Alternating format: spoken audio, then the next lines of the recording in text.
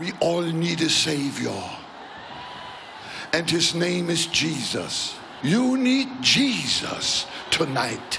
Jesus wants to get your heart here tonight. And He wants to walk with you after this meeting.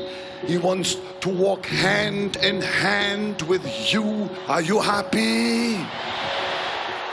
La vida de Reinhard Bonnke es un brillante ejemplo de lo que Dios puede hacer con un hombre completamente consagrado a Él.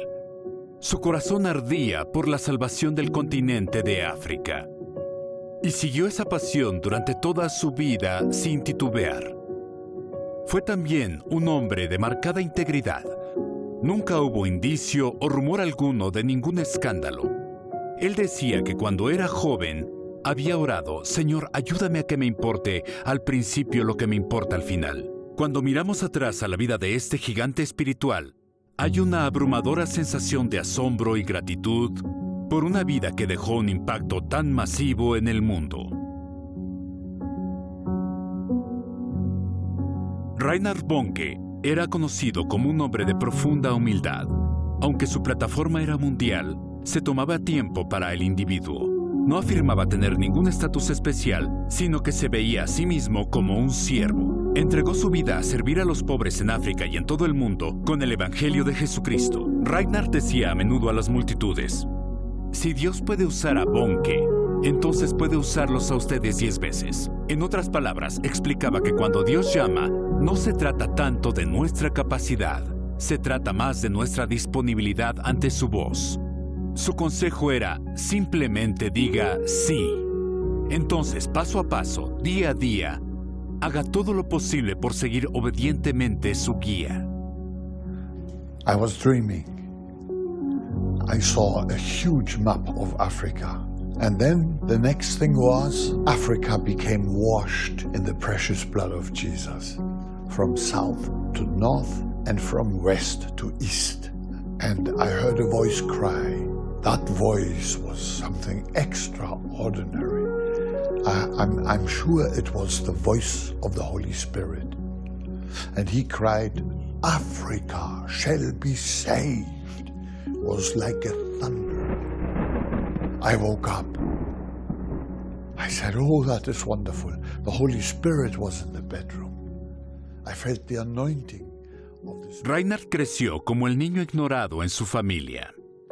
Dios usó ese dolor para sensibilizar su corazón a la gente ignorada del mundo.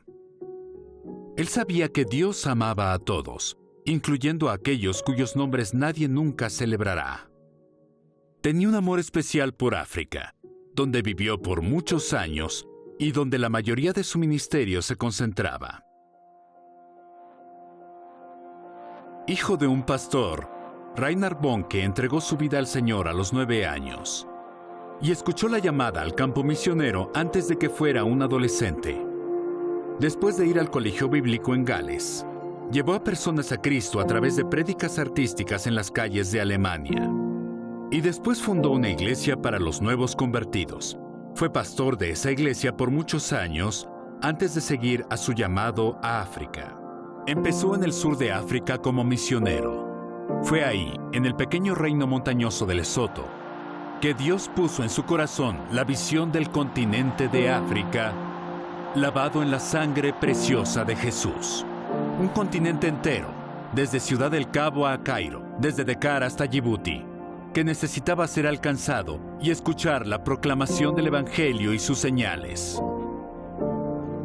Empezó haciendo reuniones en una carpa donde podía acomodar apenas a 100 personas. Conforme fue incrementando la asistencia, se tuvieron que construir carpas más y más grandes, hasta que por fin, en 1984, encargó la construcción de la estructura móvil más grande del mundo en ese tiempo. Una carpa capaz de albergar a 34,000 personas. Pronto, el número de invitados excedió incluso la capacidad de esa enorme estructura y comenzó campañas del Evangelio al aire libre, con una reunión inicial de más de 150,000 personas. The name above every other name. It is the powerful name. The name of Jesus.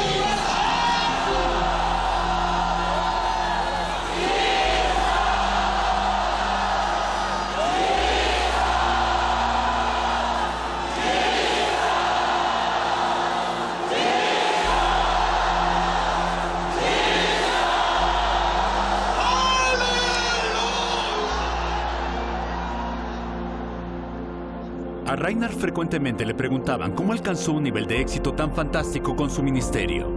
Su respuesta era que ninguna cantidad de técnica o pericia puede lograrlo. A menudo reflexionaba en sus humildes inicios. Empezó en el apostolado como lo que él refiere, desde cero, parado en una esquina de la calle con un acordeón. En esos primeros tiempos, simplemente hacía lo que podía, sin que sus acciones dieran muchos frutos. Pero Reinhard tenía una pasión ardiente por alcanzar multitudes para Jesús. Le pidió más a Dios y estaba determinado a creer en Dios para que toda África fuese salva. Siguió yendo hacia adelante hasta que llegó el éxito de 100 años de oraciones por la resurrección por parte de generaciones devotas. Una temporada de cosecha llegó. Vino con una inundación de salvación y milagros, como otro capítulo siendo escrito en el libro de los Hechos.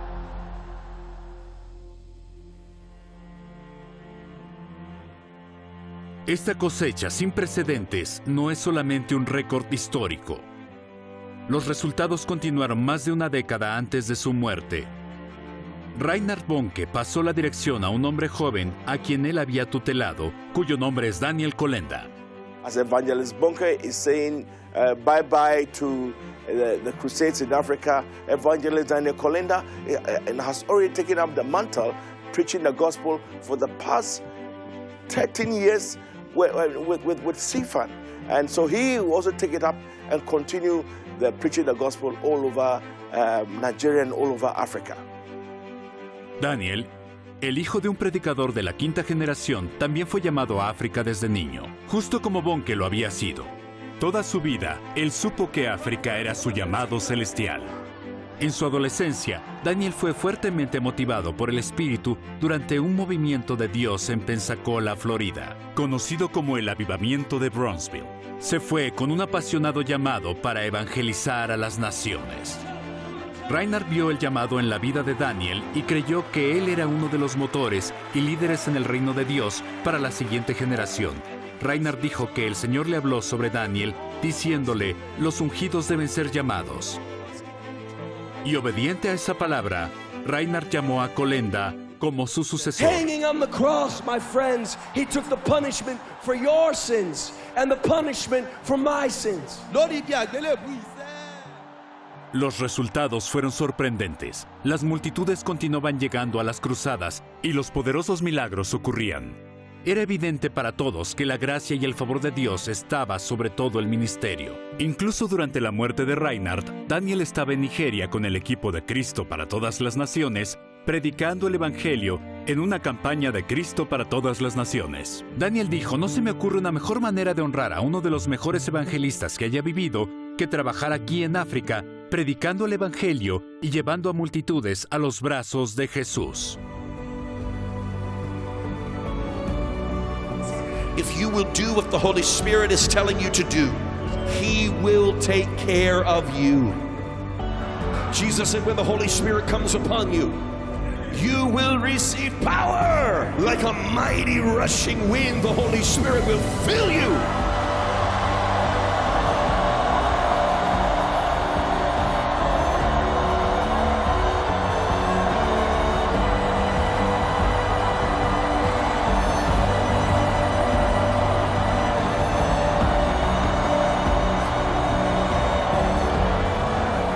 When you meet Jesus, He comes to live on the inside of you. And when Jesus comes to live on the inside of you, He makes you a new creation. You're going to pick up a Bible. You're going to become a preacher of the gospel. Your life will change tonight in Jesus' name. How does it feel, Mama? I feel very fine. Hallelujah! I see you now. You are an handsome man. Now I know she's been healed. Our great father, evangelist Reinhard Bonnke. Earlier today, he graduated to heaven. And it's amazing that it happened while we were right here in Odo-Ekiti. Even though my heart is sad that he is gone, I have great joy because today he is in heaven with Jesus. Evangelist Reinhard Bonnke had one purpose in his life. He wanted to lead people into the arms of Jesus. One day you will meet him in heaven. Will you meet him there? I thank you for the life of Reinhard Bonnke. And Lord, I pray that now that he has gone to his eternal reward, Lord, I pray that you would raise up millions of people in his place. And Lord, I declare over Nigeria, as he did so many times, I declare it prophetically and through faith, that Africa shall be saved in Jesus' name.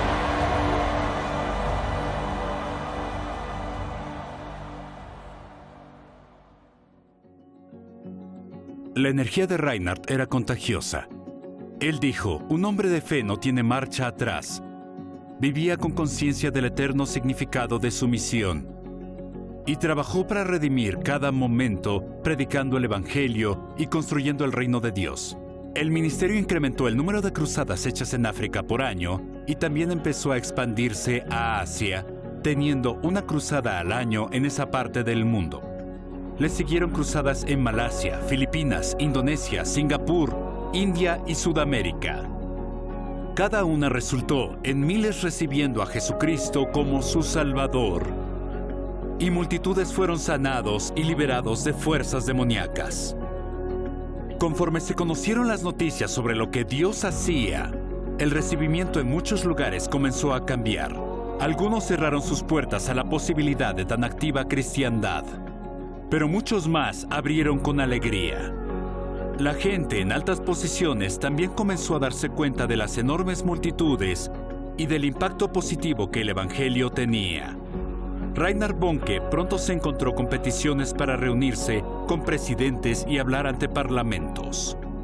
Muchas figuras líderes nacionales abrieron sus propios corazones al mensaje del Evangelio mientras se reunían en privado con Bonnke. Se reunió personalmente con 14 diferentes presidentes en África y contaba con la amistad personal de muchos de ellos.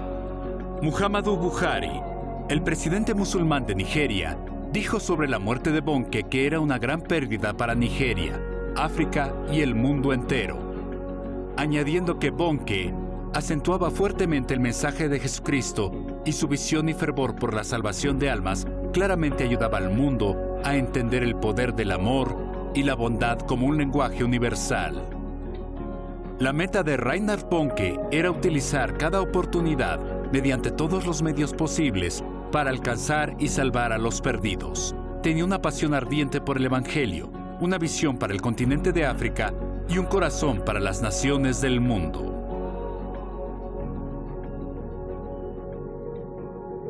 He's a friend of God to the world. He's the real deal. He's a man of integrity. He's a man of passion. He's a man of power. He's a friend of God. He's an evangelist. I don't think there's a man on the planet that I respect more than Reinhard Bonnke. The impact of his life, oh my goodness, it's tidal waves of impact on everyone I know, everyone who knows him, anyone who's been exposed to his ministry, to his life, his heart for people. My goodness, it's sobering.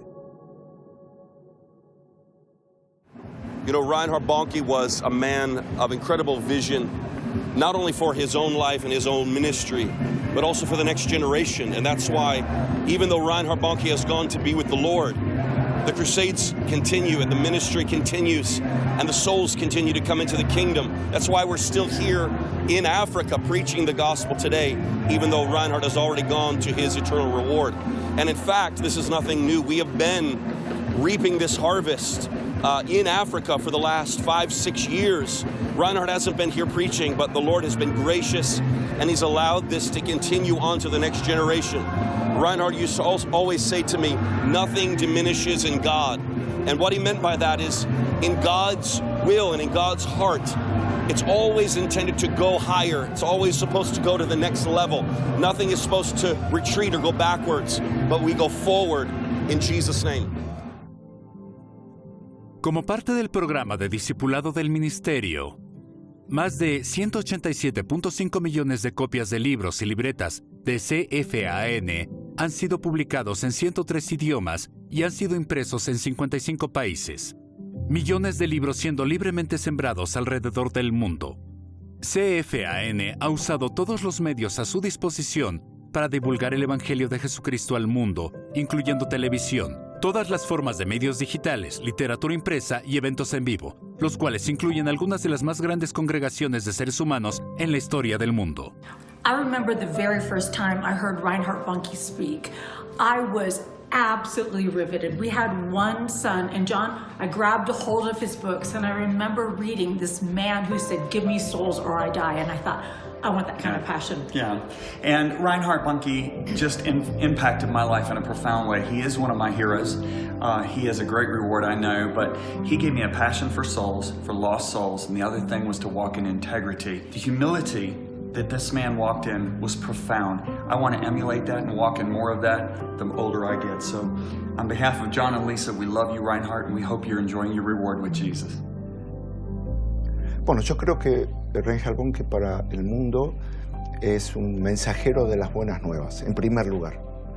En segundo lugar, es un hombre que permitió que se abrieran puertas para la predicación del Evangelio en lugares que parecían imposibles, y para el mundo hoy es un hombre que ha marcado una generación. At the end of his life, he said, it's like a plane that hits the runway. That plane is going faster right before it lifts off. And so Reinhard he's the same. What you see, full of humility, full of honor, full of respect, full of integrity. He doesn't have any secrets or closets.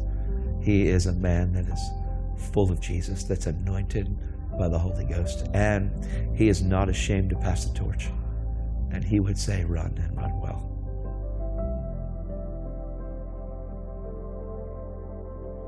It took me 8 years to meet Pastor Bonnke, and I'll never forget Reverend Peter Von Beck came and asked me, "Where are you from?" I said, "Are you from Africa?" I said, "Yes."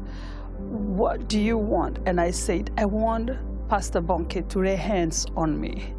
And Pastor Bonnke walked down the stairs. He came, laid hands on me, and my life from that very moment was changed and transformed. And I went back home. A ministry was birthed. We started with 16,000 people. We ended up in the park where he preached for the very first time in Kenya. And for 14 years, I preached the gospel of Jesus Christ on the same ground, with thousands and thousands of people attending every second Sunday of every month. Well, Bobby and I and everybody at Hillsong Church are so grateful for the life of Evangelist Reinhard Bonnke. I know that there will be celebrations from people universally across the world. What an incredible life. I know for Bobby and I, our personal contact with Reinhard was always so impacting. You could never have a conversation with him for more than a few moments before he would come back to the gospel, to the kingdom of God, and of course evangelizing the world. We know how much he loved Europe, but he also loved people everywhere. And the power in his ministry, the supernatural element, well, what a great, great celebration it is today when you think about his impact on so many, literally populating heaven. And now he is part of heaven's population, and we couldn't be happier for him. We wish the family a great, heartfelt prayers, and we just really pray for all of you that we'll never forget this life and be inspired, all of us, to do even more for the kingdom of God ourselves. With Jesus for us, who could be against us? I'm telling you, Brother Reinhard was one of the greatest preachers I've ever heard. John loved him so much, and we did too. He did so much for people all over the world. And I was thinking about when he got to heaven, I think Jesus said to him, "Very well done, my good and faithful servant." Because I know there were times when he didn't feel like preaching, but he went and preached. And I think when he got to heaven, there were so many people. There are so many people in heaven that he won to Jesus, and a lot of them would have been there if he hadn't prayed for them and they got healed. But he was such a great man. Jesus said, "Very well done." Not just well done, very well done, my good and faithful servant.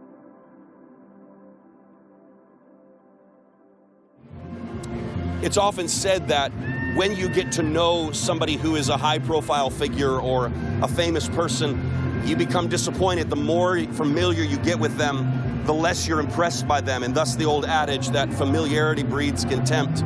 But when it comes to Evangelist Reinhard Bonnke, I experienced the exact opposite. When I was a very young man, I saw him from a distance and I admired him and I appreciated his ministry. But the closer that I got to him as I got older, the more I loved him and the more I respected him and the more I was amazed by the kind of man that he was. Because he wasn't just a great man of God on the platform when there was a microphone in his hand. He was a great man of God sitting at the table talking, walking through the mall, going through the airport. Just in his normal life, he was a man of generosity. He was a man of integrity. He was a man of true passion for God and a love for people. That was really something extraordinary, something I've never seen in anyone else. I think it's safe to say that Reinhard Bonnke was one of the greatest men of our generation. And I consider it an incredible honor that I had the privilege to be so close to him and to be able to serve him in his life and in his ministry. Hace más de 45 años, siendo un predicador joven en África, Reinhard predicaba a veces a diminutas reuniones. Contó que una ocasión viajó un día entero para llegar a un pueblo y solo 5 personas asistieron a su reunión evangelista. Pero mediante perseverancia inquebrantable y obediencia absoluta al llamado de Dios, Reinhard eventualmente se encontró liderando un movimiento que resultó en más de 79 millones de decisiones registradas para Cristo. God will not allow anyone to thwart him and his plans. No, he puts people out of the way and puts people in the way, but those who are willing to go that way. I felt God could overnight raise anyone else to do that job. But I was so keen to go with him and see nations shaken for Jesus. En su primera campaña del Evangelio, Dios le dio a Reinhard una visión sobrenatural. Vio lo que parecía ser una gran ola de agua cristalina moverse a través de un estadio de un lado a otro. Conforme se movía, todos los que se encontraban debajo de ella eran llenados con el Espíritu Santo. Era un bautismo masivo en el Espíritu Santo. Reinhard lloró como un niño y se dio cuenta de que este desbordamiento del Espíritu era lo que se necesitaba para romper el control del diablo. Ahí mismo se determinó viajar a través de África con el poder del Evangelio. Pensó que si Dios podía hacer eso a 10,000 personas, también lo podría hacer por 450 millones. Hoy ya no decimos África será salva. En vez de eso decimos África está siendo salva, conforme el milagro continúa hacia la siguiente generación.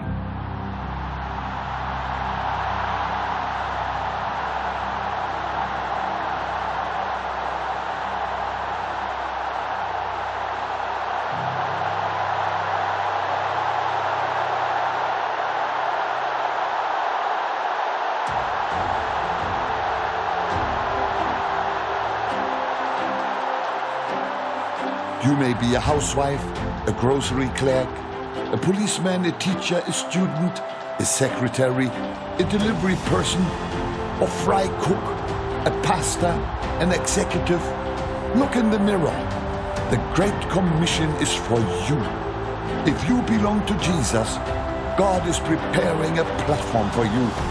He will gather your crowd, great or small, from one lost soul to a desperate crowd of millions. It does not matter. The message is the same.